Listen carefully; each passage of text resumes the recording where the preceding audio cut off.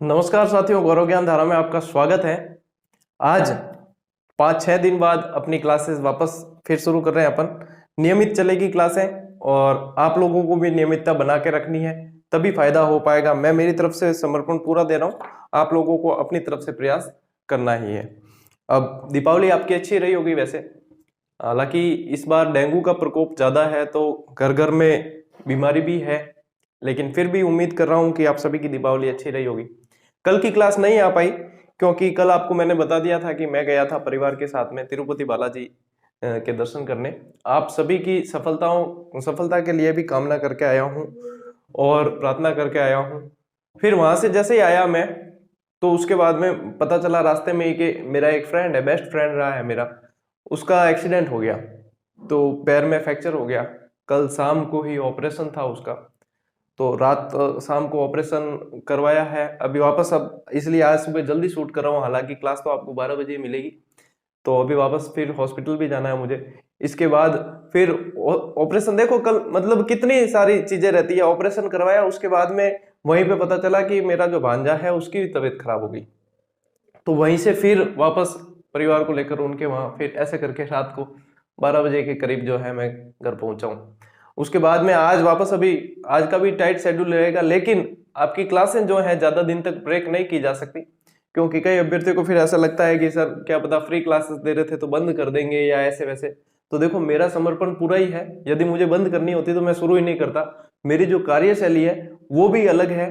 न तो मैं इस चीज में मतलब रहता हूँ कि सिर्फ 4-5 क्लासें देकर आपको सिर्फ अपनी वो बताना नहीं चाहता, बल्कि मेरा उद्देश्य है आपको पूरा कोर्स करवाना। तो इस मामले में आप निश्चिंत रहें, और अपना कोर्स मेरे ऊपर है कि मैं आपको करवा दूंगा, ये मेरी जिम्मेदारी है। अब चाहे कैसे भी करवाऊं तो वो मेरा ऊपर है, मुझे हेडेक लेनी है उसकी, तो आप हेडेक बिल्कुल भी न लें और चिंता न करें। चलिए आज अपन शुरू करते हैं साथियों अपनी चंबल नदी, जहां से अपने क्लास से ड्रॉप की थी, छोड़ी थी, उसके आगे से ही आज शुरू करते हैं। चंबल नदी का भी मैं आपको डायग्राम बना के समझाऊंगा पूरी तरीके से, और उससे पहले अपन चंबल नदी को शुरू करते हैं। कुछ तथ्य जान लेते हैं जो परीक्षा की दृष्टि से महत्वपूर्ण है। सबसे पहले साथियों बात करते हैं, जब किसी नदी की बात होती है तो उसके उद्गम की बात होती है। परीक्षा में भी उद्गम सबसे पहले पूछा जाता है। तो सबसे पहले बात करते हैं, तो इसका उद्गम जो है विंध्याचल पर्वतमाला। ये विंध्याचल पर्वतमाला मुख्यतया मध्य प्रदेश के अंदर है, ठीक है। तो विंध्याचल पर्वतमाला, प्रश्न कहीं से भी आ सकता है, या तो आ जाएगा कि पर्वतमाला दे देंगे, अब जैसे अपने यहाँ की राजस्थान की दे दे तो अरावली पर्वतमाला दे दे, एक तो अरावली पर्वतमाला, एक दे दे नाग पहाड़ी जैसे लूनी की है, तो वो उसका हिस्सा है। तो ये चीजें आपको ध्यान में रखनी होती है कि पर्वतमाला दे दी, फिर उसमें पहाड़ी कौन सी है, जाना पाव की पहाड़ियां, और स्थान कौन सा है, महू, एमपी से निकलती है। अब कहीं से भी दे सकते हैं, महू भी दे सकते हैं, जाना पाव की पहाड़ियां भी दे सकते हैं, और विंध्याचल पर्वतमाला भी दे सकते हैं। तो इस चीज को ध्यान में रखें। मुख्य बड़ी नदी है इसलिए इसकी सारी चीजें ध्यान में रखनी है। छोटी होती तो उसमें एक चीज भी ध्यान रखते तो काफी होती है। उपनाम इसके राजस्थान की कामधेनु कहते हैं, क्योंकि बहुत लोगों को रोजगार देती है और बहुत ही उपयोगी नदी है, तो इसलिए इसे राजस्थान की कामधेनु कहते हैं। इसे चर्मण्यवती नदी कहते हैं। 12 मासी, क्योंकि नित्य मतलब नित्यवाहिनी, सदावाहिनी, क्योंकि 12 मासी इसलिए कहते हैं, 12 मास यानी कि 12 महीने ये बहती रहती है, तो नित्यवाहिनी और सदावाहिनी भी इसी कारण इसे कहा जाता है। तो उपनाम है। हालांकि उपनाम से प्रश्न जो बनते हैं वो इस तरीके से बनते हैं कि जैसे 4 ऑप्शन आपको दे दिए, उसमें से या तो कोई असत्य छांटना है या फिर इनमें से कौन से सही है, तो उसमें ये चीजें दी जाती है। डायरेक्ट अब जो पैटर्न चल रहा है उसमें डायरेक्ट उपनाम नहीं पूछे जाते, लेकिन उपनाम पढ़ने जरूरी है क्योंकि कहीं ना कहीं पूछ सकते हैं, तो इस चीज को भी ध्यान में रखें। अब राजस्थान में इसका प्रवेश मोस्ट इंपॉर्टेंट प्रश्न है, क्योंकि ये स्थान आपको ध्यान में रखना है कि राजस्थान में ये कहां से प्रवेश करती है, क्योंकि एमपी से तो उद्गम हुआ है इसका। राजस्थान में ये चित्तौड़ से प्रवेश करती है, और चित्तौड़ में भी 84 गढ़ से प्रवेश करती है। इस चीज को आपको ध्यान में रखना ही है, ठीक है। कुल लंबाई इसकी 1051। अब यहाँ पे जो है, जैसे लंबाई की बात आती है नदियों में, तो जो मान लो मैंने ये सोर्सेस दिए आपको, हालांकि ये सोर्सेस जो है अपने नदियों की जो आंकड़े जारी करता है विभाग, उसकी साइट से लिए हुए हैं, और कई जगह आपको 966 या 965 भी मिलेगा। ये पुराना आंकड़ा है थोड़ा सा, और ये लेटेस्ट है बिल्कुल, जो आयोग द्वारा जारी किया गया है। उसमें ये राजस्थान के अंदर 322 किलोमीटर बहती है। यदि इसकी बात करते तो यहाँ पे फिर 135 लिखना होता मुझे, कि 966 की बात करते हैं तो राजस्थान में 135 बहती, लेकिन आपको ये ध्यान में रखने हैं, मैं वापस दोनों चीजें बताई लेकिन आपको बता रहा हूं कि ये नवीनतम आंकड़े हैं और आपको ये ध्यान में रखने कि इसकी कुल लंबाई 1051 है और राजस्थान के अंदर ये 322 किलोमीटर बहती है। अब राजस्थान की सर्वाधिक सतही जल रखने वाली ये नदी है। अब राजस्थान की वैसे देखा जाए सबसे ज्यादा सतही जल ये इसके पास ही है क्योंकि ये सबसे बड़ी नदी है। अभी देखना बनास नदी भी अपन इसमें मिलाएंगे, बनास को पूरी अपन ने विस्तृत पढ़ी और इतनी बड़ी नदी भी इसमें मिल रही है, इसके अलावा भी बहुत सारी नदियां मिलती है बड़ी बड़ी, तो ये वैसे ही सतही जल ज्यादा वाली नदी इसके अंदर आ जाती है। इस पर राजस्थान का सबसे ऊंचा जल प्रपात एक तरह का झरना होता है, जो नए अभ्यर्थी है उन्हें ज्यादा कंफ्यूज होने की जरूरत नहीं है। इस पे राजस्थान का सबसे बड़ा जलप्रपात लगभग 18 मीटर ऊंचाई से गिरता है और वो गिरता है आपके भैंसरोडगढ़ चित्तौड़ में। कहां गिरता है? भैंसरोडगढ़।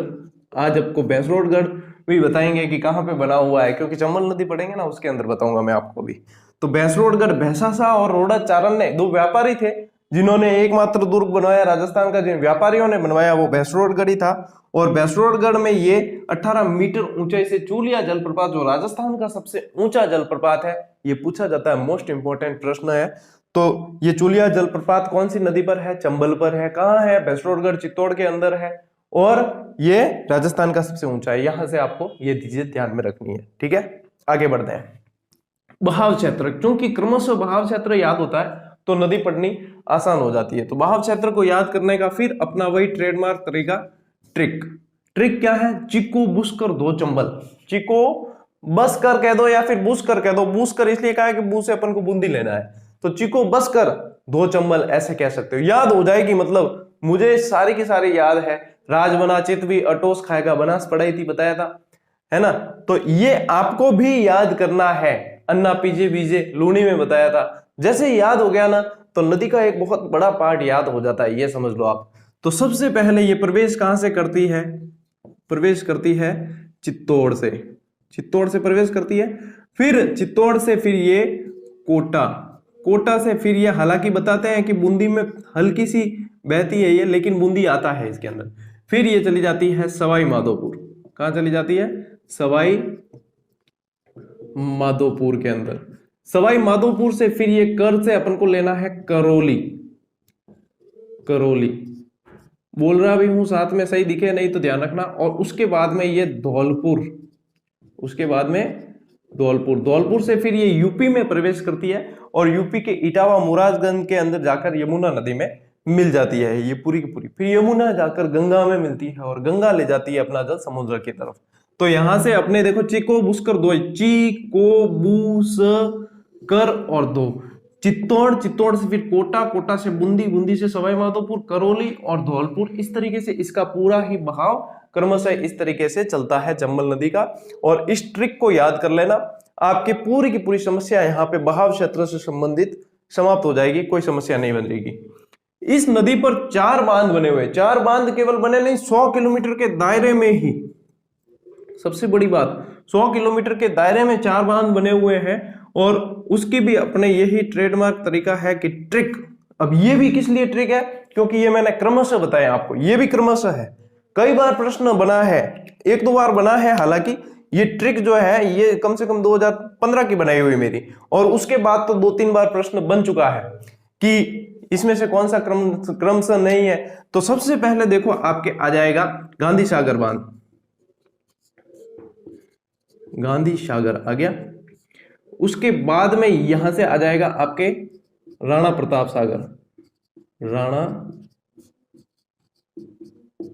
सागर बांध। उसके बाद में आ जाएगा आपके जवाहर सागर, या जवाहर से अपन को क्या लेना है? जवाहर सागर के बाद में यहां से आएगा आपके कोटा बैराज। तो सबसे पहले गांधी सागर, ये एमपी के अंदर है, गांधी सागर बांध एमपी के अंदर है, और बाकी ये तीनों बांध जो है वो आपके राजस्थान के अंदर ही है। तो 100 किलोमीटर के दायरे में बांध होना बहुत बड़ी बात है। और राणा प्रताप सागर जो है भराव दृष्टि से राजस्थान का सबसे बड़ा बांध डायरेक्ट पूछा जाए तो, क्योंकि भराव क्षमता की दृष्टि से देखा जाए तो सबसे ज्यादा भराव क्षमता राणा प्रताप सागर की है, तो सबसे बड़ा बांध ये है। यदि लंबाई की दृष्टि से पूछा जाए तो आपके माही बजाज सागर आ जाएगा कि सबसे लंबा बांध कौन सा है, माही बजाज सागर। यदि ऊंचाई की दृष्टि से पूछा जाए तो 81 मीटर ऊंचा है आपके जाखम बांध, सबसे ऊंचा जाखम बांध आ जाएगा। यदि कैचमेंट एरिया के हिसाब से पूछा जाए तो आपके कोटा बैराज आ जाएगा, इसका कैचमेंट एरिया बहुत ज्यादा है। तो इस तरीके से मतलब बांध में प्रश्न लैंग्वेज के आधार पर आपको उत्तर सही करना है कि कहां पे किस तरीके से आपको प्रश्न बना पूछा हुआ है। अब ये 100 किलोमीटर के दायरे में आपके 3 बांध है, ठीक है, चौथा नहीं है। ये माही बजाज सागर इसको छोड़ देना, इसको छोड़ देना, ये बाकी जो है आपके 100 किलोमीटर के दायरे में आपके 3 बांध बने हुए हैं। 100 किलोमीटर के दायरे में ये तीनों बांध इस पर बने हुए हैं, बहुत बड़ी बात है ये। और ये आपको पता हो तो विश्व विरासत के लिए नामित नदी है, एकमात्र नामित नदी भी यही है। इसमें सबसे ज्यादा गार्ज बनाती है ये नदी, सबसे ज्यादा कंदराएं निर्माण करती है, बीहड़ का निर्माण करती है, डाकुओं की शरण स्थली ये नदी कही जाती है। बहुत सारी चीजें इसमें और भी निकलती है, लेकिन ये आपको पहले मैं डायग्राम बता देता हूं, इसके बाद में इसके कुछ तथ्य हैं और इसकी सहायक नदियों से संबंधित जो भी बातें हैं वो अपने डायग्राम के बाद समझेंगे। पहले अपन इसको डायग्राम के थ्रू समझते हैं कि किस तरीके से ये बहती है, कौन कौन सी नदियां आकर इसके अंदर मिलती है। सहायक नदी समझने का सबसे बढ़िया तरीका है या तो ट्रिक हो या फिर डायग्राम हो। तो अब अपन चलते हैं डायग्राम की तरफ। आप इन सब चीजों को नोट कर लो एक बार, फिर अपन डायग्राम की तरफ बढ़ते हैं।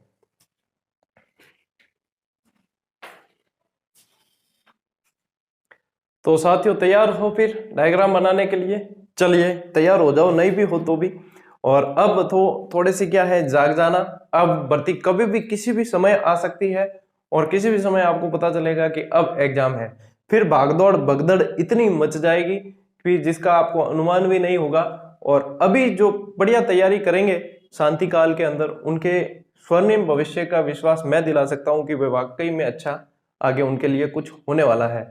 तो अब सोने का समय नहीं है, अब जाग जाना। त्योहार भी चला गया है, अब दीपावली अच्छे से मनाइए। अब जो है ये मेहनत का समय है, हम भी मेहनत कर रहे हैं, आप भी मेहनत कीजिए। हम आपकी सफलता के लिए मेहनत कर रहे हैं, आप अपनी सफलता के लिए मेहनत कीजिए। तो थोड़ा प्रयास तो देखो हम कर रहे हैं और ज्यादा प्रयास आपको करना है, इस बात को ध्यान में रखना। अब शुरू करते हैं साथियों।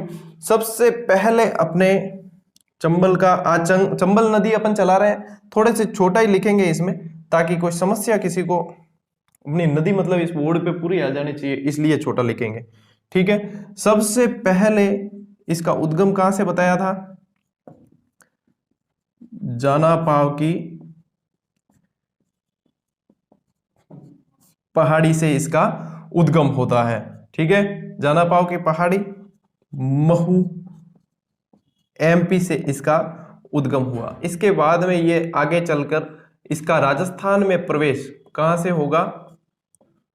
चौरासीगढ़, चौरासीगढ़ चित्तौड़ में इसका राजस्थान में प्रवेश हो गया। यहां लिख देता हूं मैं, राजस्थान में प्रवेश, ठीक है। राजस्थान में इसका प्रवेश हो गया, चौरासीगढ़ चित्तौड़ से राजस्थान में प्रवेश हो गया। एक एक चीज आपको भी साथ साथ में बनाते रहना है और लिखते रहना है, नहीं तो फिर अब पीछे रह गए ना तो फिर कोई मतलब नहीं, निकल ही जाएगा। हाँ, इसके अंदर फिर एक नदी मिलती है, इस नदी का नाम है बामनी नदी। बामनी नदी ये आती है आपके हरिपुरा की पहाड़ियां चित्तौड़ से, हरिपुरा चित्तौड़ से आने वाली बामनी नदी चंबल नदी के अंदर आके मिलती है। इसके बाद में इसमें एक नदी अपन और मिलाते हैं, वह है आपकी कुराल नदी। कुराल नदी ये कहां से आती है? ये ऊपरमाल से आती है। अब ऊपरमाल, अपन ने ऊपरमाल का पठार पड़ा हुआ है भिलवाड़ा के अंदर, ठीक है ना। तो ये ऊपरमाल से आती है और ये भी इसके अंदर आके मिल गई है कुराल नदी। कुराल, कु और ऊ ऐसे याद रख लेना, ठीक है। ऊपरमाल की पहाड़ियों से आने वाली कुराल नदी। इसके बाद में इसमें एक नदी मिलाते हैं, बड़ी इंपॉर्टेंट नदी है। इस नदी का नाम है मेज नदी। क्या नाम है? मेज नदी। कहां से आती है? बिजोलिया की पहाड़ियों से आती है। बिजोलिया, बिजोलिया भीलवाड़ा से आती है। अब इस नदी के अंदर अपन को 3 नदियां और मिलानी है इस नदी में। अब देखो ये कोई पैमाने पर नहीं है, ये बात मैं आपको बता दूं, कोई पैमाने पर नहीं, ये सहायक नदियां याद करने का एक तरीका मात्र है। अब कौन सी नदी कहां से मिल रही है आपको तो सहायक नदियां याद रखनी, कौन सी किस में मिल रही है और कौन सी आके चंबल में मिल रही है ये। अब कोई कहता है कि सर ये तो पहले मिलती है, ये बाद में मिलती है, ये सारी बातें पैमाने पर जब बनाते हैं ना तब होती है। ये कोई पैमाने पर नहीं, ये याद रखने का एक तरीका मात्र है। बिल्कुल हूबहू नदी नहीं बना रहा हूं मैं आपको याद रखने के हिसाब से बना रहा हूं कि इस तरीके से आपको याद रखनी है। अब इस चीज को उम्मीद है कि आप समझ गए होंगे, नहीं तो फिर कई लोग क्या है कि कहते हैं सर ये तो इधर से मिलती थी, आपने इधर से मिला दी। वो जहां पे ध्यान रखनी होती है वो मैं बताता हूं, जैसे लूनी में बताया था आपको कि जोजड़ी कहां से मिलती है, तो जहां पे आपको ध्यान देना होगा कि कहां से किस तरफ से मिल रही है उस पर मैं विशेष जोर दूंगा। बाकी आपको सहायक नदियां याद करनी है कि ये इस तरीके से। अब इसमें एक मुख्य नदी मिलती है जिसका नाम है मांगली नदी। मांगली, मैं इसका पिक भी शेयर करूंगा बाद में बना के व्यवस्थित और खींच के आपको शेयर करूंगा। एक बार आप साथ साथ में मैं बोल रहा हूं जैसे बनाए प्रैक्टिस हो जाएगी, उसके बाद में आप उसको देख के भी व्यवस्थित बना सकते हो। तो ये मांगली नदी इसमें मिलती है। और मांगली नदी पर आपको ध्यान नहीं हो तो भी बता दूं कि भीमतल जलप्रपात है। यहाँ पे भीमतल जलप्रपात है बूंदी के अंदर मांगली नदी पर। ठीक है, तो इस बात को भी ध्यान रखना है आपको। ठीक है, मांगली एक मिलती है इसमें बाजन नदी। कौन सी? बाजन नदी। एक इसके अंदर मिलती है घोड़ा पछाड़, घोड़ा पछाड़ नदी। ठीक है, घोड़ा पछाड़ नदी भी इसके अंदर आके मिल जाती है। अब यहां से एक नदी अपन और मिला देते हैं, यहां से इसके अंदर मिलती है एक आलनिया नदी।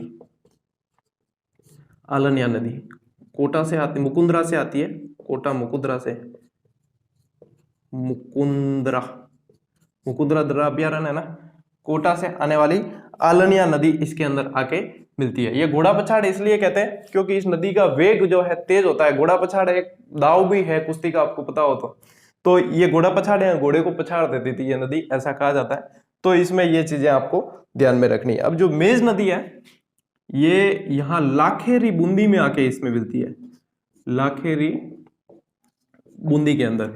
ये जो है आपके कुराल नदी, ये भी बूंदी में ही आके इसके अंदर मिलती है। ठीक है, इस चीज को ध्यान रखना। अब ये जो थी आपके हरिपुरा से आने वाली बामनी नदी, ये आपके मिलती है भैंसरोडगढ़ में, भैंसरोडगढ़। और भैंसरोडगढ़ में ही आपको पता हो तो कौन सा? चूलिया, चूलिया जलप्रपात है। ठीक है, भैंसरोडगढ़ में चूलिया जलप्रपात भी है। जैसे जैसे बन रही है, अब बन जाएगी ना उसके बाद में फिर आपको लगेगा पूरी बन गई, अब कौन सी पहले बनाओ कौन सी बाद में। जैसे जैसे साथ में चल रहे हैं वैसे वैसे आपको बनानी पड़ेगी, नहीं तो फिर पीछे रह जाओगे। ठीक है, अब एक नदी इसके अंदर अपन और मिलाते हैं जिसका नाम है चाकण नदी। ठीक है, चाकण नदी। चाकण नदी जो है साथियों आपके आती है बूंदी से,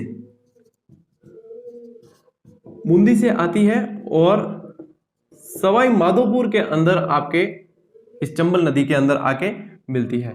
इसके बाद में एक बड़ी नदी आती है इसमें, शायद आपने पढ़ी हो तो बताना मुझे, इसका नाम है बनास नदी। पढ़ी है ना, बनास नदी। ठीक है, अब बनास नदी कहां आके मिली थी आपको पता ही है, रामेश्वरम। ठीक है, तो यहां पे ये कौन सी नदी होगी? सीन नदी। ठीक है, सीन नदी, और ये इसके अंदर आके मिल गई बनास। अब बनास को आपको बताने की मुझे आवश्यकता नहीं है, कहां से आई थी? खमनोर की पहाड़ियों से, लिख देता हूं चलो, खमनोर की पहाड़ियों से आने वाली बनास नदी, और ये बना दिया यहाँ पे क्या? त्रिवेणी संगम। ठीक है, अब यहां पे एक अपन को मुख्य नदी बनानी पड़ेगी जो अपने कहलाएगी यमुना। ठीक है ना, यमुना। हालांकि इसमें भी अपन को दो नदियां मिलानी है यहां से।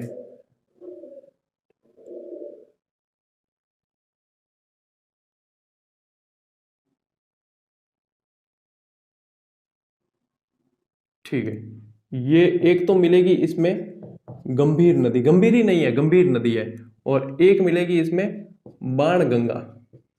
हालांकि बाण गंगा आजकल भरतपुर के मैदानों में ही विलुप्त हो जाती है, लेकिन ये इस अपवाद तंत्र की मानी जाती है। तो ये सीधे यमुना में जल ले जाती है। कौन सी? गंभीर और बाण गंगा सीधे यमुना में ले जाती है और किसी में नहीं मिलती है, तो अपन को भी सीधे इसको यमुना के अंदर मिला देना है। बाकी ये यहां से आपको नदियां ध्यान में रखनी है, ठीक है। बनास, सीन वगैरह अपनी ये हो गई त्रिवेणी। तो ये नदियां आपको ध्यान में रखनी है। अभी बढ़िया पेंटिंग और इसको तैयार करेंगे अच्छे से। अब अपने आलनिया नदी जो है यहाँ पे आके मिल गई है, ये कोटा के अंदर मिलती है इसमें। अब इसमें मुख्य नदी तो देखो अब मिलेगी, मुख्य नदी है इसकी आपके कौन सी होगी, काली सिंध।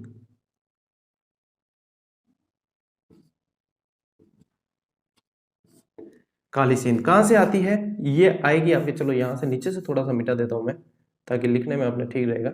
ये आती है बागली देवास,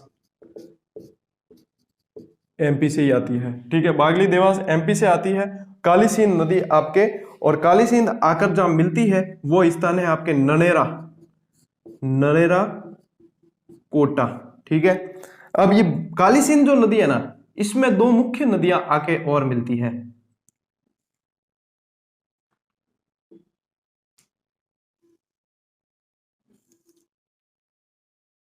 हाँ, थोड़ा सा नदियां इसको थोड़ी शॉर्ट करनी पड़ेगी, नहीं तो आगे आएगी नहीं वो। नदी क्या है, चंबल नदी। बहुत ही मतलब एक तंत्र एक बार समझ में आ गया अभी तो कोई दिक्कत नहीं है। बाकी एक बार बनाना क्या है, बोर्ड छोटा पड़ जाता है ये, हालांकि ये बड़ा बोर्ड है फिर भी छोटा पड़ जाता है। जब छोटा होता तो पता नहीं क्या होता। तो बागली देवास से आने वाली ये मिल गई आपके अंदर। इसमें एक नदी तो आपके मिलती है आहू, आहू ये गागरोन में आके इसके अंदर मिलती है। गागरोन दुर्ग भी है, काहू आहू और काली सिंध नदी पर आपको ध्यान है। ये जहां से आती है, ये सुसनेर एमपी से आती है, सुसनेर की पहाड़ियां एमपी से आती है और इसके अंदर मिलती है।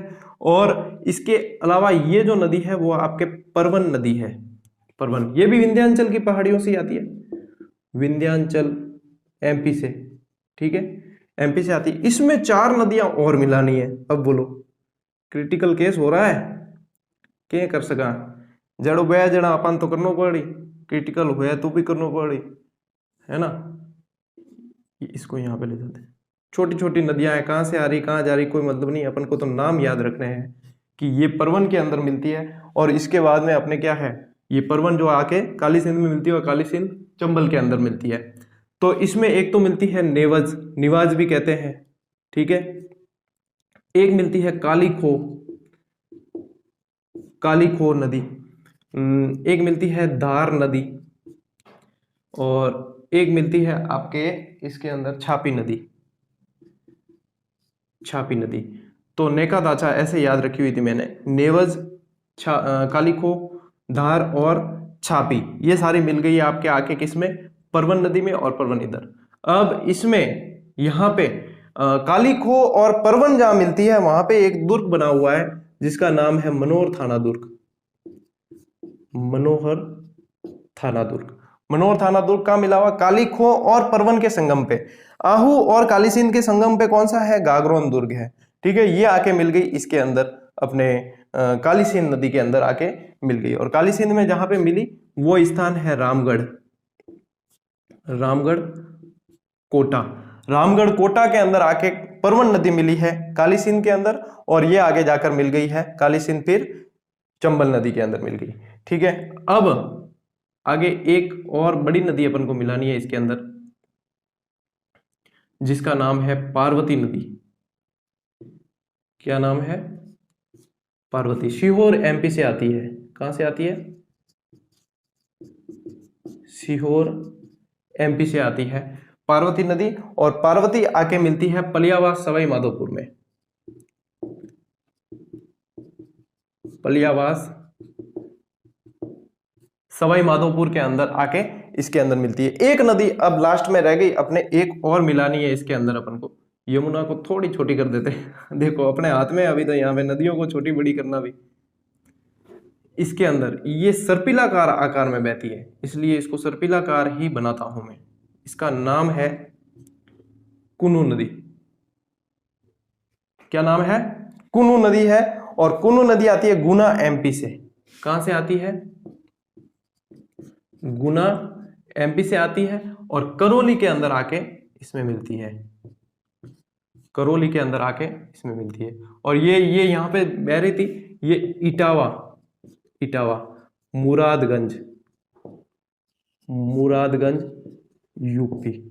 ठीक है, ये यमुना नदी है, ये पूरी की पूरी, यहां ऐसे भी लिख देता हूं मैं, यमुना, यमुना। ठीक है, ये पूरा का पूरा तंत्र आपके बन चुका है, चंबल नदी का तंत्र। देख लेता हूं कोई छूटी तो नहीं, हाँ छूटी है बिल्कुल।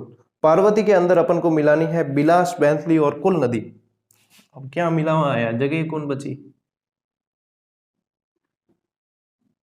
पार्वती के अंदर मिलेगी बिलास,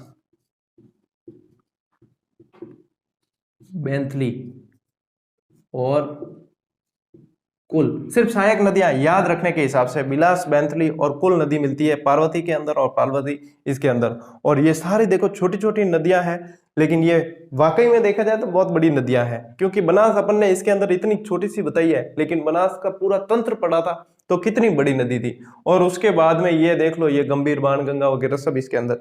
एक बार वापस रिवाइज करवा देता हूँ, थोड़ा सा डेकोरेट भी कर देते हैं इसको, ताकि आपको चित्र जो है अच्छा लगेगा, थोड़ा पसंद आना चाहिए। मेरे हिसाब से तो मेहनत पूरी की है मैंने।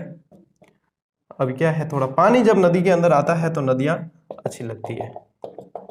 तो इसको अच्छे से, उम्मीद है कि आप सब भी अच्छे से बनाओगे।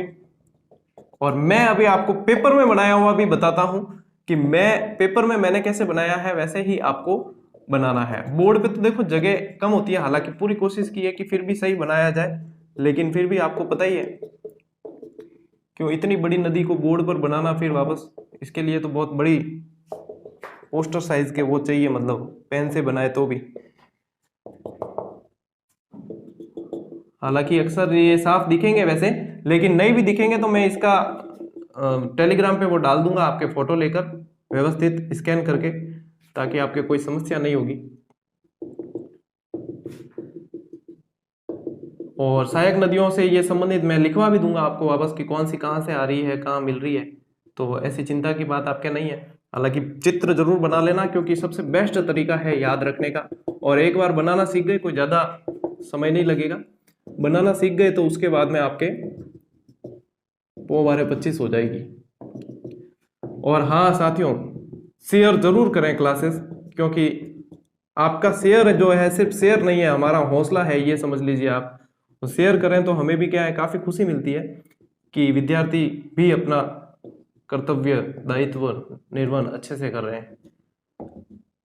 कितनी चुनौतियां आती है क्लास लेने में, वो मैं आपको नहीं बता सकता, शब्दों में नहीं बता सकता कि ये चीजें होती है, लेकिन उम्मीद है कि आप सब इस चीज को समझते ही हैं। जिन्होंने, किसी ने चैनल यदि बना रखा है यूट्यूब पे, तो वो तो अच्छी तरह समझता होगा कि कितनी समस्या आती है और क्या होता है सब। जिनके नहीं बना हुआ, जो सिर्फ सोचते हैं क्या है, क्लास है, डालनी है, डाल देंगे, अपने आप बन जाएगी, क्या है, वो बात वही रहती है। चलिए, ये कौन सी नदी है अपनी? ये है अपनी चंबल नदी तंत्र है पूरा। क्या है? चंबल नदी तंत्र। कितनी बहती है ये? 1051 किलोमीटर बहती है। कहाँ कहाँ बहती है? एमपी, एमपी से राजस्थान, राजस्थान से यूपी। ठीक है, और इसके बहने की दिशा है ये। ठीक है, बाकी सारी नदियां आके इसके अंदर मिल रही है, और ये यहां जाके यमुना के अंदर मिल जाती है। चलो एक बार रिवीजन करवा देता हूं मैं आपको। महू जानापाव की पहाड़ियों से चंबल नदी का उद्गम होता है, 84 से इसका प्रवेश हो गया है राजस्थान के अंदर। फिर हरिपुरा की पहाड़ियों से आने वाली बामनी नदी भैंसरोडगढ़ के अंदर, इसके अंदर मिल जाती है। फिर ऊपरमाल की पहाड़ियों से आने वाली कुरान नदी जो बूंदी के अंदर यहाँ मिलती है। भैंसरोडगढ़ पे इस पे चुलिया जलप्रपात भी बना हुआ है, जो राजस्थान का सबसे ऊंचा जलप्रपात है, 18 मीटर लगभग। इसके बाद में बिजोलिया से आने वाली अपने मेज नदी मिलती है। मेज के अंदर मांगली, बाजन और घोड़ा पछाड़, ये 3 नदियां और इसके अंदर और मिलती है। और घोड़ा पछाड़ और इनके बाद मांगली नदी पर जो है भीमतल जलप्रपात भी बना हुआ है। फिर आगे बढ़ते हैं तो बूंदी से आने वाली आपके इसके अंदर चाकन नदी मिलती है, जो सवाई माधोपुर के अंदर मिलेगी। खमनौर की पहाड़ियां, राजसमंद से आने वाली बनास नदी जो इसके अंदर रामेश्वरम में सीन नदी के साथ में त्रिवेणी बनाती है। बाणगंगा और गंभीर नदी सीधा ही यमुना के अंदर जल ले जाती है। और फिर यहाँ पे बात करते हैं तो मुकुंदरा की पहाड़ियों से आने वाली आलनिया नदी कोटा के अंदर इसमें मिलती है। काली सिंध नदी बागली देवास एमपी से आती है, ननेरा कोटा के अंदर मिलती है। आहू नदी सुसनेर एमपी से आती है और गागरोन के अंदर इसमें मिलती है। इन दोनों के संगम पर भी एक दुर्ग बना हुआ है जो गागरोन दुर्ग है, जल दुर्ग है राजस्थान का। विंध्याचल एमपी से आने वाली परवन नदी जो आपके रामगढ़ कोटा के अंदर काली सिंध में मिलती है, इसके अंदर नेवज, कालीखो, धार और छापी नदियां मिलती है। कालीखो और परवन के संगम पर मनोर थाना दुर्ग बना हुआ है। फिर आपके इसमें पार्वती नदी आती है जो सीहोर एमपी से इसका उद्गम होता है। यहाँ पे मैं उद्गम लिख देता हूँ साथ में, ताकि ये क्या है थोड़ा मैंने ऊपर लिखा है इसलिए आप कंफ्यूज ना हो। सीहोर एमपी से इसका उद्गम होता है और पलियावास सवाई माधोपुर के अंदर आके ये इसमें मिल जाती है। इसमें बैंतली, बिलास और कुल नदियां और मिलती है। गुना एमपी से आने वाली कुनू नदी जो सर्पिलाकार आकार में बहती है वो आकर करौली के अंदर चंबल नदी मिलती है और चंबल पूरी की पूरी जाकर मिल जाती है इटावा मुरादगंज यूपी के अंदर जाकर यमुना नदी के अंदर मिल जाती है। इति सिद्धम। सांस ले लेते अब थोड़ी सी। चलिए, ये आपके चंबल नदी पूरी तरीके से बन चुके हैं। इसका स्क्रीनशॉट ले लो और मैं वैसे इसका फोटो लेकर डाल दूंगा उसके अंदर। इसके बाद में आपको मैं इसकी डिटेल लिखवाऊंगा पूरी की पूरी, और इसकी सहायक नदियां भी लिखवाऊंगा और सहायक नदियों से संबंधित डिटेल भी लिखवाऊंगा। और बाकी जितनी भी नदियां बची है अपने, जैसे कुछ बाकी रही है, एक तो साबरमती रही है, पश्चिमी मनास रही है, ये सारी नदियां, इसकी सहायक नदियां और इससे संबंधित जो भी तथ्य हैं वो सारी अगली क्लास में दूंगा, क्योंकि आज थोड़ी सी और मेरे भागदौड़ है। अभी मैं यहाँ से हॉस्पिटल जाऊंगा और उसके बाद में मदर फादर के ओमना दर्शन करने हैं, तो ओमना सा के यहाँ पे दर्शन करने हम जाएंगे। तो आज थोड़ी सी भागदौड़ है। क्लास इसलिए पहले शूट कर दी, मिलेगी आपको 12 बजे, लेकिन शूट कर ली है पहले, और इसके बाद में कल भी क्लास आपको नियमित सही समय पर मिल जाएगी। तो उम्मीद करता हूं साथियों आज की क्लास आपके लिए बहुत महत्वपूर्ण है और अच्छी रहेगी, और उम्मीद ये कर रहा हूं कि आप शेयर जरूर करेंगे, अपने साथियों को बताएंगे जरूर कि सर प्रयास कर रहे हैं तो हम भी थोड़ा सा प्रयास करें और सफलता मिलनी निश्चित है। तो मिलते हैं अगली क्लास में, तब तक के लिए राम राम, जय हिंद।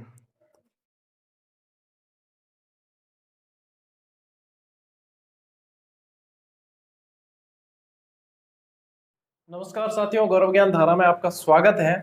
कल की क्लास में अपन ने चंबल नदी का पूरा डायग्राम बना के और चंबल नदी को पूरी व्यवस्थित तरीके से अपन ने पढ़ ली थी, लेकिन कुछ तथ्य अपने चंबल नदी में अभी बाकी रह गए थे। और चंबल की जो सहायक नदियां हैं उसके बारे में बता तो दिया था, लेकिन नोट्स के रूप में लिखवाया नहीं था।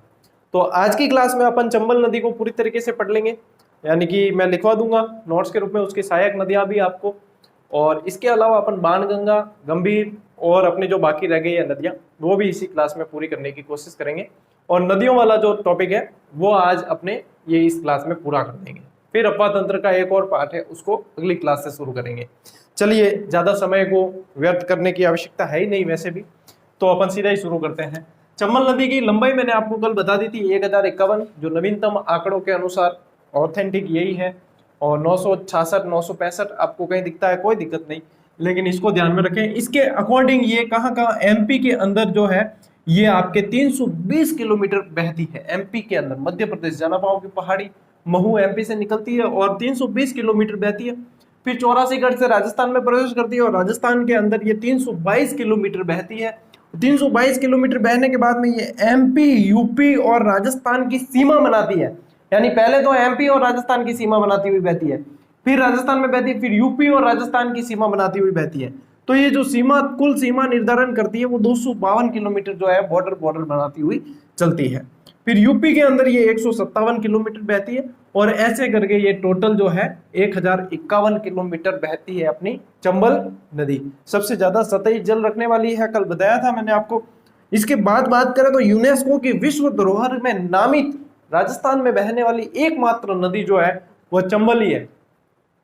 इसके किनारे बहुत सारे अभयारण्य भी है, मगरमच्छ और घड़ियाल बहुत ज्यादा इसके अंदर पाए जाते हैं। तो इसके किनारे ये भी ध्यान रखें आप, सर्वाधिक कंदराएं, यानी कंदराएं आप कह सकते हो, जो गुफाएं होती है उन्हें कह सकते हो आप। कोटा बूंदी के अंदर कंदराएं बहुत है। और सर्वाधिक कंदराओं वाली नदी, डाकुओं की शरण स्थली कह सकते हो, बीहड़ सर्वाधिक जहां होते हैं वो सारे के सारे चंबल नदी के अंदर ही है। और चंबल में लगभग प्रश्न बनते हैं वो इनसे ही बनते हैं। अब इसके अलावा अपन ने कल सहायक नदी पढ़ने के लिए ही वो डायग्राम बनाया था और पूरी तरीके से सहायक नदियां अपन ने पढ़ी भी थी व्यवस्थित। और आज मैं आपको ट्रिक भी दे रहा हूं साथ में, ताकि आपकी दूसरा जो तरीका है याद रखने का वह भी आपके साथ साथ क्लियर होता जाए। तो बिल्कुल आसान ट्रिक है।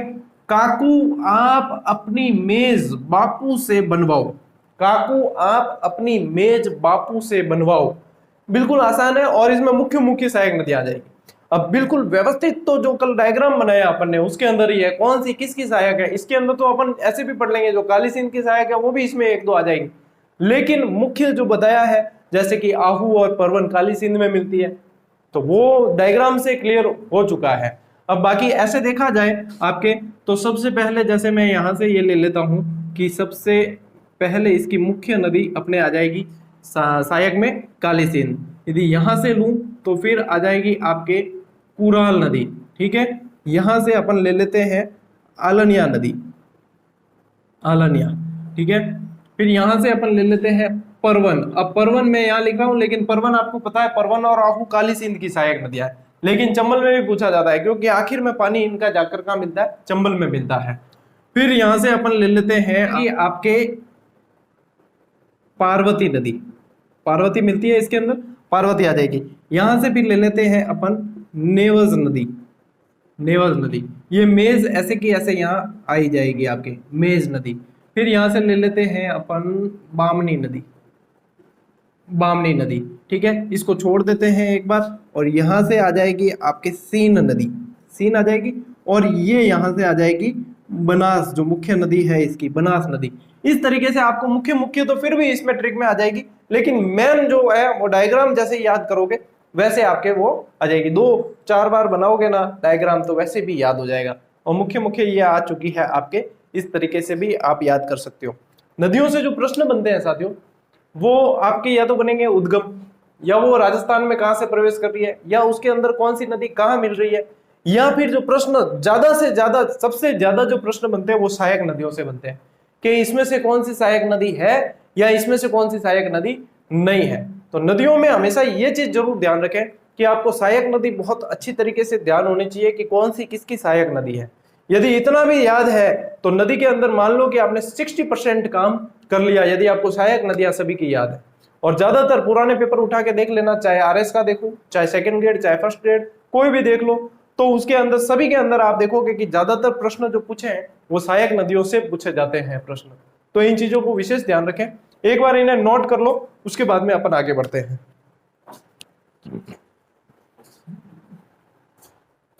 तो अब साथियों जो चंबल की सहायक नदियां पड़ी थी मैन, तो हो सकता है कि कुछ इधर उधर नहीं लिख पाए हो बराबर, तो उद्गम और जहां पे मिल रही है वो चीजें एक बार वापस से बता रहा हूं मैं आपको, इनको अच्छे तरीके से नोट कर लेना।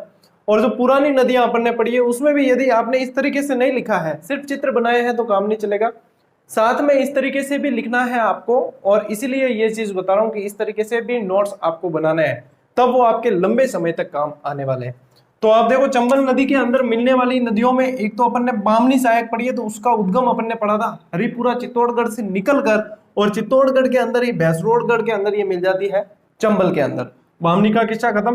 कुराल नदी ऐसे याद रखना, कू और ये छोड़ दो, ये ऊ, कू और ऊ से याद रखना कि ऊपर माल के पठार से ये निकलती है और बूंदी के अंदर ये चंबल में मिल जाती है। ऊपर माल के पठार से ऊपर माल टू बूंदी, थोड़ा सा देखो इंग्लिश टच दिया है, यानी कि याद हो जाएगा, थोड़ा डिजिटल तरीके से बता रहा हूँ इस तरीके से कि ऊपर माल टू चंबल, इस तरीके से। अब जैसे अपने पढ़ते हैं ना, ये कोई भी मान लो कोई लोक देवता पढ़ रहे हो या कोई किसी के कोई भी ऐसा इतिहास में कोई टॉपिक पढ़ रहे हो, तो एक तो अपन पढ़ते हैं कि ये इनकी पत्नी थी और ये इनके पति थे, और एक उनको वाइफ ऑफ, डॉटर ऑफ, ऐसे करके पढ़ते हैं लेटेस्ट तरीके से, तो जल्दी याद रहता है। तो ये तरीका होता है एक पढ़ने का, बाकी कोई नहीं।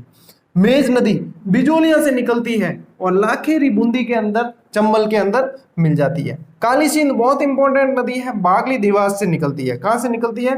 बागली देवास एमपी से निकलती है, इसका उद्गम यहाँ से होता है, और रायपुर झालावाड़ से ये राजस्थान में प्रवेश करती है। ये चीज भी इंपॉर्टेंट है, इसको याद रखना, ये उस डायग्राम में मैंने नहीं बताया था। रायपुर झालावाड़ से ये राजस्थान में प्रवेश करती है और ननेरा कोटा के अंदर चंबल में मिल जाती है। यानी कि काली सिंध जो है वो बागली से निकलकर रायपुर से होते हुए नारेरा तक जाती है। नारेरा जावन वास्ते इतो रास्तो तय करना पड़े, वो ध्यान रख जो, बस बाकी कोई को नहीं। काली निकले, कौन निकले, कौन निकलती, चलो हिंदी में बता दो कौन निकलती। काली निकलती है, काली निकलती है बाली से, ऐसे याद रखना, काली निकलती है बाली से, बागली से, बागली से निकलकर रायपुर होते हुए नानेरा पहुंच जाती है। नानेरा मारवाड़ी में क्या करें, मामाल ने नानेरो क्या करें, ननियाल को बोलते हैं नानेरा, ठीक है। तो नानेरा पहुंच जाती है और कोटा में चंबल के अंदर मिल जाती है। कौन, काली निकले बाली हूं और जावे कटे रायपुर होती हुई नानेरा जावे, बस इतो ही काम है। परवन नदी, परवन मालवा का पठार विंध्याचल पर्वतमाला ही है, वहां से निकलती है ये, और रामगढ़ कोटा के अंदर ये चंबल नदी में मिल जाती है। कौन सी, परवन नदी। अब चंबल में क्या ये मिलती है, काली सिंध में, सॉरी कहां मिलती है, काली सिंध के अंदर मिल जाती है। परवन और आहू दोनों काली सिंध में। ये देखो इसमें तो एक गीत भी बना हुआ है, आपको बताओ तो, आहू आहू आहू सुना होगा आपने, तो ये आहू नदी वही है, ठीक है ना, उस गीत में बताया वही है क्या, चलो कोई भी है, आहू नदी है। तो ये भी याद करनी बड़ी आसान है। आहू, मैं मात्राओं पे विशेष जोर रखता हूं, और मात्राओं से क्या होता है कि वैसे तो नदियां बहुत है, लेकिन एक थोड़ा सा अपन को जो हिंट चाहिए होता है, जो हमारा कंफ्यूजन होता है, वो थोड़ा सा यदि ध्यान दिया जाए तो वहां पे जो ऑप्शन में कई बार ऐसा होता है कि मात्रा वाले से अपन पकड़ के चलते ना, ऑप्शन में कई बार ऐसे होता है कि मात्रा वाला सिर्फ अपने जो तुक बिड़ाया हुआ होता है वही चीज दिखती है, बाकी दूसरी मात्राओं वाले होते हैं।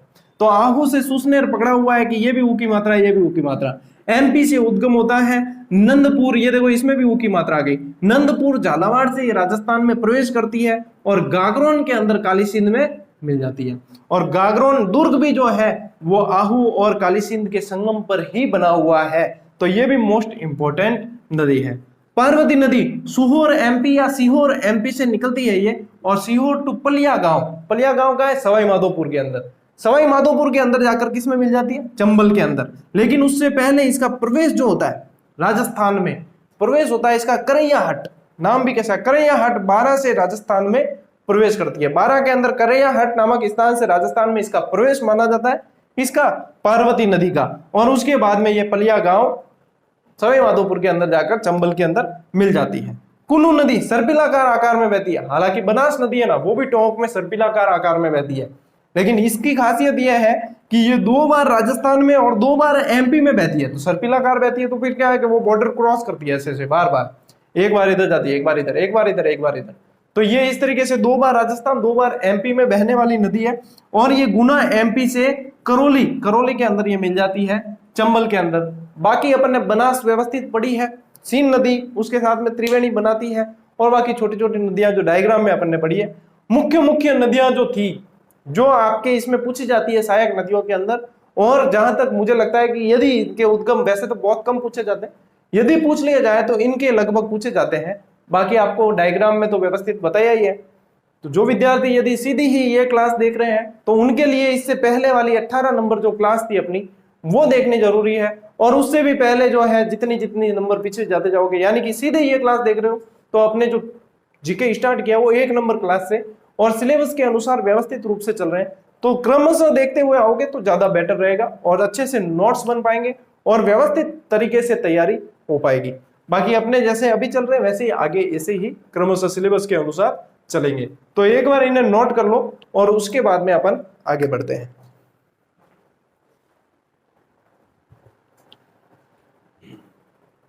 साथियों जो नदियां बाकी रह गई है उनको भी पढ़ लेते हैं। कल अपन ने पढ़ी थी कि 2 नदियां जो है सीधे यमुना में जल ले जाती है, तो उनमें से एक बाणगंगा थी और एक गंभीर थी, वो तो साइड में ऊपर की तरफ बनाई थी आपको पता हो तो उनमें से ही जो पहली नदी है बाणगंगा, उसका उद्गम जो होता है साथियों बैराट की पहाड़ियों से होता है। आप ऐसे याद रखें, इसमें भी पहला अक्षर और इसमें भी पहला अक्षर, तो इससे आपके कंफ्यूजन नहीं होगा। बैराट की पहाड़ियां जयपुर से ये उद्गमित होकर फिर सीधे ही चंबल के अंदर चंबल क्या यमुना के अंदर जल ले जाती है। इसे अर्जुन की गंगा उपनाम और ताला नदी, कई जगह इसको रुंडित नदी भी कहा जाता है। रुंडित नदियां वैसे आंतरिक प्रवाह की नदियां होती है, उन्हें कहा जाता है। और ये भी जो है वर्तमान के अंदर ऐसा कहा जाता है कि मैदानी क्षेत्र थोड़ा उथला होने की वजह से वर्तमान में ये अपना जल जो है यमुना तक पहुंचा ही नहीं पाती है और भरतपुर के मैदान में जो है इसकी कई शाखाओं में विभक्त होकर और वहीं पे विलुप्त हो जाती है। तो इसलिए आने वाले समय में यदि हम पढ़ेंगे तो आने वाले समय में इसको आंतरिक अफवाह के अंदर पढ़ना पड़ेगा हमें, क्योंकि ये वर्तमान में पहुंचा नहीं पाती है, तो इसीलिए इसको रुंडित नदी भी कहा जाता है। और रुंडित नदियां उन्हें कहा जाता है जो आंतरिक अफवाह की नदियां होती है, वे ही सारी रुंडित नदियां कहलाती है। तो ये छोटी छोटी चीजें जो है इनको भी ध्यान में रखना है, अपनी इनको छोड़ नहीं सकते। तो रुंडित नदी क्यों कहा जाता है, और ये सारी चीज मैं आपको बता दी है मैंने, ठीक है। सीधे यमुना में जल ले जाती है, बता दी है, कोई बड़ी बात नहीं है। इस पर, ये मोस्ट इंपॉर्टेंट है, इस पर जमुआ रामगढ़ बांध बना हुआ है। मोस्ट इंपॉर्टेंट प्रश्न, ध्यान रखना, कौन सी नदी पर है, बाणगंगा पर है, ठीक है। वर्तमान में भरतपुर के मैदान में विलुप्त हो जाती है, बता दिया है मैंने आपको, अच्छी तरीके से नोट कर लेना। अब ये गंभीर नदी जो है, ये हुड्डा गांव की पहाड़ियां, करौली से, करौली में भी हुड्डा गांव है, ठीक है ना, तो हुड्डा गांव की पहाड़ियां करौली से उद्गमित होती है, और ये भी कहां ले जाती है, सीधे यमुना के अंदर जल ले जाती है।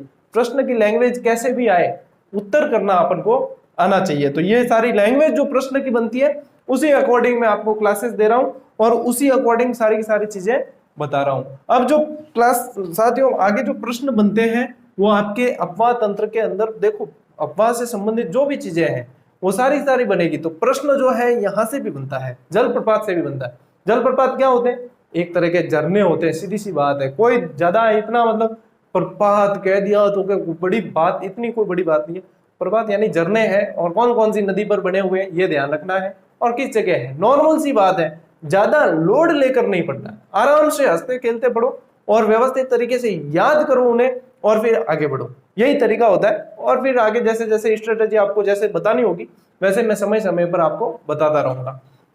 सबसे ऊंचा जलप्रपात राजस्थान का, लगभग 18 मीटर ऊंचा है ये, और ये चुलिया जलप्रपात चंबल नदी पर ही है, च से च ध्यान रखना, और भैंसरोडगढ़ के अंदर ये है, भैंसरोडगढ़ का है, चित्तौड़ के अंदर। मेणाल जलप्रपात मेणाल नदी पर ही है, कोई दिक्कत नहीं है, और मेणाल भीलवाड़ा अपन ने इतनी बार पढ़ा है, याद हो जाएगी आराम से। भीमतल जलप्रपात मांगली नदी पर, कल बताया था डायग्राम के अंदर, मांगली नदी पर भीमतल जलप्रपात है, कहाँ है, बूंदी के अंदर है। अरना झरना ये नहीं बताया था, क्योंकि ये शुष्क जलप्रपात है, किसी नदी पर नहीं है, और ये जोधपुर में, इसका तो स्थान ही याद रखना आपको। अरना झरना कहाँ है, झरना जोधपुर, ठीक है, अरना झरना जोधपुर के अंदर है।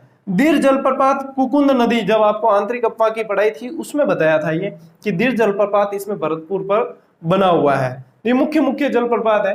तो राजस्थान का सबसे ऊंचा और सबसे मोस्ट इंपोर्टेंट जलप्रपात यही है। भारत का पूछते तो महात्मा गांधी वाला वो है, जो गरसपा जो कहते हैं। वैसे भारत के मैं सारे के सारे आपको हुंड्रू वगैरह सब बताऊंगा जब अपन भारत की ज्योग्राफी पढ़ेंगे, तो ऐसे की ऐसे व्यवस्थित चीजें बताऊंगा सारी की सारी, और भारत के भी जलप्रपात आपको सारे के सारे बता दूंगा कि कौन सा मोस्ट इंपोर्टेंट सवाल कौन सा है, कौन सा नॉर्मली पढ़ना है, कौन सा किस तरीके से याद करना है। ये सारी चीजें जो है अपन एग्जाम में क्वेश्चन मेकिंग पैटर्न कैसे होता है उसी तरीके से चल रहे हैं, और हमारा जो टेस्ट सीरीज का काम है वो भी उसी तरीके से चल रहा है। अब देने को तो टेस्ट सीरीज मतलब 15 दिन में तैयार करके कॉपी पेस्ट ही करने हो तो दे सकते हैं, लेकिन मैं जो चाहता हूं, जैसे हमने टेलीग्राम पे उस समय शुरू की थी, जो स्टार्ट में जुड़े हुए उन्हें पता है कि मैं जो चाहता हूं वो खुद उस पर वर्क करके और फिर दिया जाए, सिर्फ कॉपी पेस्ट से कुछ नहीं होता। विद्यार्थी इसलिए विश्वास करते हैं कि सर खुद जो है हमसे डबल मेहनत कर रहे हैं, और उसके बाद में हमारे सामने जो चीज आ रही है तो वो उनकी अपेक्षाओं पर खरा उतरना अब हमारी जिम्मेदारी है। तो इसीलिए लगभग मैं 3 महीने का समय ले रहा हूं टेस्ट सीरीज के लिए, और टेस्ट सीरीज जो बन रही है वो आपके जीके की भी बन रही है, एसएसटी की बन रही है, साइंस की बन रही है, और एक सब्जेक्ट और है, तो वो लगभग जो है सेकंड ग्रेड की अभी बन रही है, फर्स्ट ग्रेड की भी वर्क करेंगे, लेकिन अभी जो मेन मुख्य जो कार्य चल रहा है वो जीके की सेकंड ग्रेड और अपने बन रही है अपने एसएसटी वाली और साइंस वाली। अब इसमें ऐसा है साथियों, बताऊंगा मैं टेस्ट सीरीज के अंदर, लगभग अभी भी समय लगेगा, क्योंकि हम जल्दबाजी, कोई किसी से देखो मुझे ना तो कंपटीशन करना है, ना मुझे किसी को कोई इतना वो बताना है कि मैं ये चीज, मैं सिर्फ जो कर रहा हूँ वो विद्यार्थियों के लिए, विद्यार्थियों को मुझ पर विश्वास है और मुझे विद्यार्थियों से आशा है, और मैं चाहता हूँ कि विद्यार्थियों का इसके अंदर कैसे इनको किस तरीके से देना है चीजें, तो वो मुझे पता है। अब इसमें जब विद्यार्थी देखेंगे तो उन्हें वास्तव में लगेगा कि ये, और उसमें से ये भी है कि एग्जाम में आपको सवाल वैसे देखने को मिलेंगे, और पूरा ही एग्जाम पैटर्न आरबीएसई एनसीईआरटी को मुख्यतया ध्यान में रखकर आप जब देखोगे तो आपका दिल खुश हो जाएगा। ये बात मेरी, जब जितनी हम मेहनत कर रहे हैं ऊपर वाले की कृपा से, और उस मेहनत के अकॉर्डिंग जब नतीजा सामने आएगा, चाहे बुक हो, चाहे टेस्ट सीरीज हो, चाहे मेरी वन लाइनर बुक हो, सभी मतलब जो कार्य है, यदि मैं कोई कार्य करता ही नहीं हूं वैसे, और यदि हाथ में ले लेता हूं तो उसे फॉर्मेलिटी के रूप में नहीं करता हूं, फिर उसके अंदर पूरी जान झोंक देता हूं। जो आप इतने समय से जुड़े हो आप सभी को पता है, हालांकि बात ज्यादा हो गई बीच में क्लास के, चलिए आप इसको नोट कर लीजिए। आपको अभी 2 नदियां और बतानी है। अपने जो ये मुख्य मुख्य नदियां वैसे कंप्लीट हुई। अब एक जो अपने बाकी रह गई थी 2 नदियां अरब सागरीय अफवाह के अंदर, तो अरब सागरीय में 2 बाकी रह गई थी, उन्हें भी आज कंप्लीट कर लेते और अपने नदी वाला जो है पार्ट आपको जो सबसे कठिन लगता था, और आज अब क्लासेस जब नदी वाली पूरी हो जाएगी उसके बाद बिल्कुल इजी लगने लगेगा। तो उम्मीद यही है कि आप लोगों की अपेक्षाओं के अनुसार ही कार्य कर रहे हैं। चलिए आप नोट करिए, फिर आगे बढ़ते हैं। तो साथियों, अरब सागरीय अफवाह में अपनी 2 नदियां बाकी रह गई थी, एक तो साबरमती और एक पश्चिमी बनास। इसके अलावा कुछ भी बाकी अब नहीं है। तो कुछ विद्यार्थियों के कमेंट भी है, सर आप भूल गए वो नदियां रह गई। ऐसा है, एक भी नदी और एक भी चीज छोड़ेंगे नहीं अपन। देर सवेर जैसे भी है इसको पढ़ेंगे जरूर, चाहे पूरा बैच भी हो गया और आपको लगेगा ना कुछ चीजें छूट गई, मेरी नजरों में सभी है, मैं फिर से करवाऊंगा, रिवीजन भी करवाऊंगा। तो चिंता ना करें और पढ़ें और मन लगा के पढ़ें बस। अब साबरमती नदी 5 नालों के रूप में उद्गम होता है इसका। साबरमती नदी, मैं इसको वैसे गद्दार नदी कहता हूँ। एग्जाम में नहीं आएगा आपके, यूं नहीं कि एग्जाम में गद्दार नदी कौन सी, ऐसा नहीं, मैं कहता हूँ गद्दार नदी। कहता है किसलिए, उद्गम राजस्थान में होता है, फायदा गुजरात को पहुंचाती है। राजस्थान में मात्र 45 किलोमीटर बहती है और पूरा का पूरा फायदा यहां से पानी ले जाकर पूरा फायदा गुजरात को। तो इसलिए मैं कहता हूं, वैसे कहते नहीं है, ध्यान रखना। पदराला गांव जो झाड़ोल तहसील के अंदर आया हुआ है, वहां उदयपुर से इसका 5 नालों के रूप में उद्गम होता है, 5 धाराओं के रूप में होता है, फिर ये जो है मिलकर एक साबरमती नदी का निर्माण करती है। तो इस तरीके से इसका उद्गम होता है। उद्गम राजस्थान में होता है लेकिन खम्बात की खाड़ी में जल ले जाती है। एक नदी ऐसी थी जिसका उद्गम राजस्थान में नहीं होता था लेकिन खम्बात में ले जाती थी, अपन ने पढ़ा था, माही के अंदर बताया था मैंने आपको। तो इसमें उद्गम इसका राजस्थान में लेकिन खम्बात में ले जाती है। उसका उद्गम राजस्थान में नहीं था लेकिन खम्बात में ले जाती थी। तो इसलिए मैंने यहाँ पे लेकिन लगाया है, ठीक है। ये फायदा गुजरात को पहुंचाती है, ज्यादा क्या, लगभग पूरा गुजरात को ही पहुंचाती है। इसकी कुल लंबाई देखो 416 किलोमीटर है, जिसमें से ये मात्र 45 किलोमीटर राजस्थान के अंदर बहती है, बाकी पूरी पूरी गुजरात में बहती है ये। इस पर देवास सुरंग बन रही है। देवास सुरंग का काम, देवास सुरंग इससे संबंधित है, इस पर बन रही है। इसका मतलब देवास सुरंग बनाने का मुख्य उद्देश्य ये था कि उदयपुर के जिलों में इसका पानी कैसे न कैसे ले जाया जाए, कि राजस्थान को कैसे फायदा पहुंचाया जाए। तो देवास सुरंग बनाकर इस पर फायदा पहुंचाने की ये चीज है, इससे संबंधित है, ठीक है। अब साबरमती मेन जो प्रश्न बनता है वो सहायक नदियों से बनता है, और सहायक नदी को याद करने का सबसे बढ़िया तरीका है ट्रिक। अब ट्रिक क्या है, वह मासी मेवे सेक कर खाए, वह मासी मेवे सेक कर खाए। अब ये दीपावली के टाइम है, वैसे भी कहीं रामा शामा ज्वार बाजरो करण जाओ तो मेवा एवा, हालांकि कोई कोई राखे पर तो भी राग दे, तो मेवे सेक कर खाए, ध्यान रखना, वह मासी। अब वहां से आपको लेना है वाकल, ये साबरमती की सहायक बता रहा हूं सारी, ठीक है। यहां से लेना है हतमती, हतमती, मानसी, मानसी वैसे 2-3 नदियां हैं, इसकी भी सहायक है, ठीक है। फिर आपको लेना है मेशवा, मेशवा, वैत्रक, वैत्रक, और यहां से ले लेना आप सेई, बस। बाकी ये ट्रिक बनाने के लिए। तो वाकल, हतमती, मानसी, मेशवा, वैत्रक और सेई, ये सारी की सारी किसकी सहायक नदियां हैं, साबरमती की। वह मासी मेवे सेक कर खाए, बिल्कुल आसान तरीका है। और यहाँ पे अपनी साबरमती की हो गई है पूरी। फिर एक नदी जो बाकी रही थी वो पश्चिमी बनास। कई विद्यार्थी बनास और पश्चिमी बनास में कंफ्यूज होते हैं। बनास जो है वो चंबल की सहायक नदी है, मुख्यतया वो ले जाती है बंगाल की खाड़ी में जल, ये अरब सागरीय अफवाह तंत्र की है।